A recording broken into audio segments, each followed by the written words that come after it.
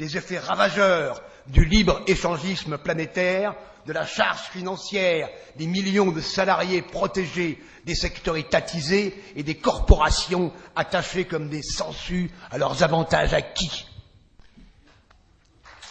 Bien.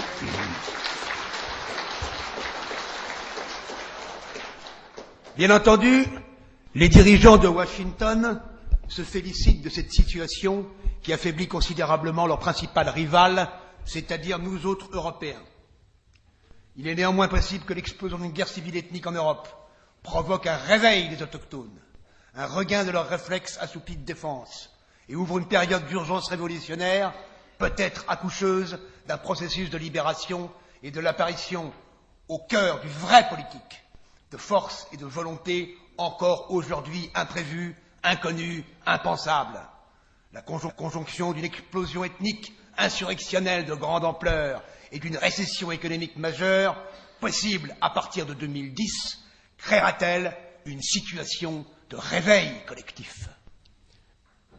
C'est actuellement l'Europe et non l'Afrique, dont la démographie prolifique se porte très bien, merci pour elle, qui est l'homme malade du monde, mais aussi le miroir tragique de tout ce qui arrive au peuple blanc, comme l'avait vu Raymond Abellio dans son essai L'Assomption de l'Europe et Pierre Chauny dans son essai La peste blanche. Europa. Ce que je viens de dire, il convient d'ajouter plusieurs points.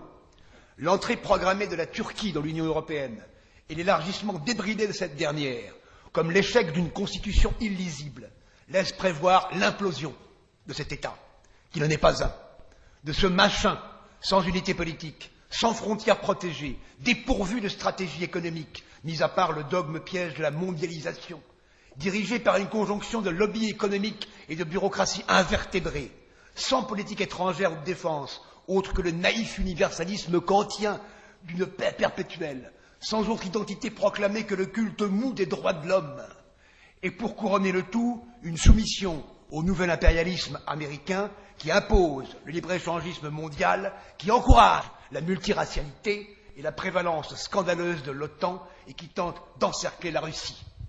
Tout un bis.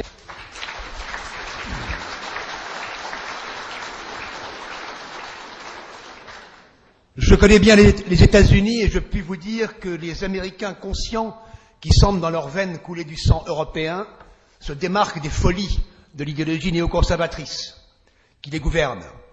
Celle-ci mise sur une Europe métissée, islamisée, tiers-mondisée et affaiblie, joue avec le feu vis-à-vis de l'islam, mais néglige sur son propre territoire tout endiguement sérieux de l'immigration du Sud.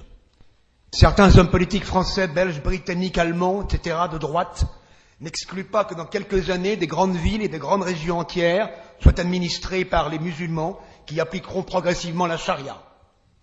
L'hypothèse de république islamique qui s'installerait subrepticement en France et dans d'autres pays européens a déjà été évoquée dans les think tanks américains et dans des revues du Pentagone. Par exemple, Creation of a Europe par Peter Greed dans Air Force Magazine en décembre 2005. Dans le monde musulman, on savoure déjà le nom de cette nouvelle Europe, Eurabia.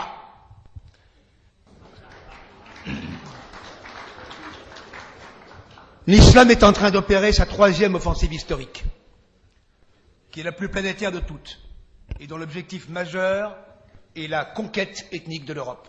La première offensive fut arrêtée par le franc Charles Martel en 732, près de Poitiers, puis fut refoulée pendant de longs siècles par la Reconquista espagnole.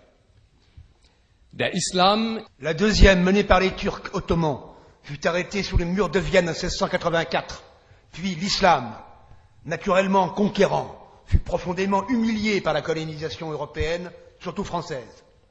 Il prend aujourd'hui sa revanche et repart à l'attaque des rives atlantiques de l'Afrique aux frontières de la Chine, vers le nord et vers le sud. Le front de conquête s'étend toujours sanglant. L'islam est impliqué dans 90% des faits de guerre, de massacres, d'attentats dans le monde. Il faudrait peut-être se demander pourquoi. Mais les dirigeants occidentaux succombent toujours au mythe d'un islam modéré et pacifique.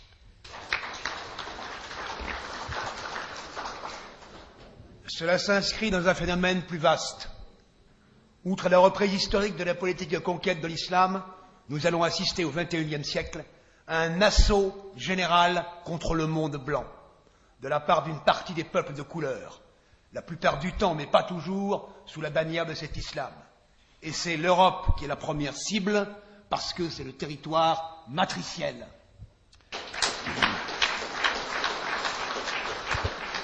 Les motivations sont à la fois le ressentiment et un désir de vengeance, de revanche, le souvenir du colonialisme contre un ancien dominateur affaibli et repentant, ainsi que la volonté de profiter de ses richesses, enfin de ce qu'il en restera.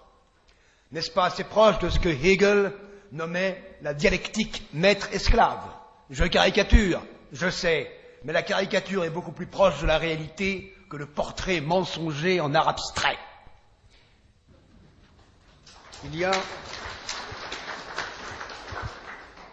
y a un autre signe qui ne trompe pas, c'est l'inversion pathologique des valeurs que subit l'Occident et surtout l'Europe plus encore que l'Amérique, et qui depuis les années 60 connaît une accélération permanente. En voici plusieurs symptômes. Dégradation constante de l'éducation de la jeunesse, à la fois dans les savoirs, les connaissances et les règles générales de civilité, qui débouche sur une nouvelle barbarie et un néoprimitivisme. Ethnomasochisme, c'est-à-dire honte culpabilisée de ses racines, de son identité ethnique, de son histoire, qui conduit à des exercices de repentir lancinants et morbides. Xénophilie, autrement dit préférence systématique pour tout ce qui est étranger. Homophile, ou prévalence de l'homosexualité, nouveau modèle social sur l'hétérosexualité. Homophile. Banalisation de l'avortement de confort. Apologie constante du métissage. Déclin des principes familiaux et de lignage héréditaire, ridiculisés ou présentés comme de la zoographie. Confusion des sexes et dévirilisation. Aufhebung der Progression impressionnante de la consommation d'hallucinogènes, très mollement réprimée par une caste politique qui en profite largement.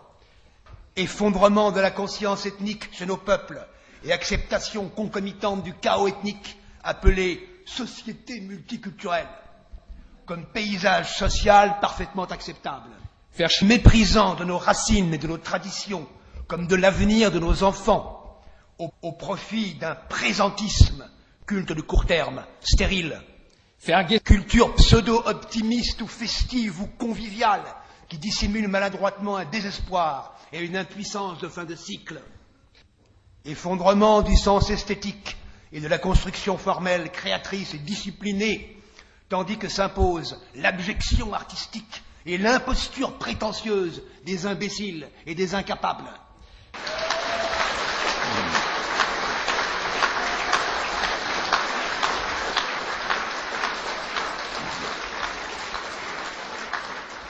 Enlaidissement maladif des codes vestimentaires et de l'architecture. Vaccination pour l'écran télé ou le média électronique qui remplace la parole, le regard, l'ouïe, la sensation, l'émotion directe.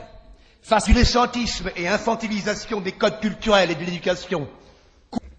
Destruction du désir, de l'érotisme et de la sexualité naturelle au profit d'une pornographie commerciale et d'une grammaire sexuelle dont le paradigme est le viol.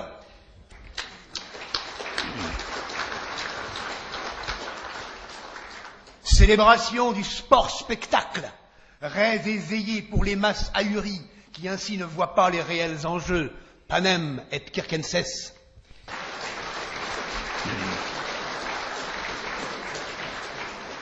Adulation insensée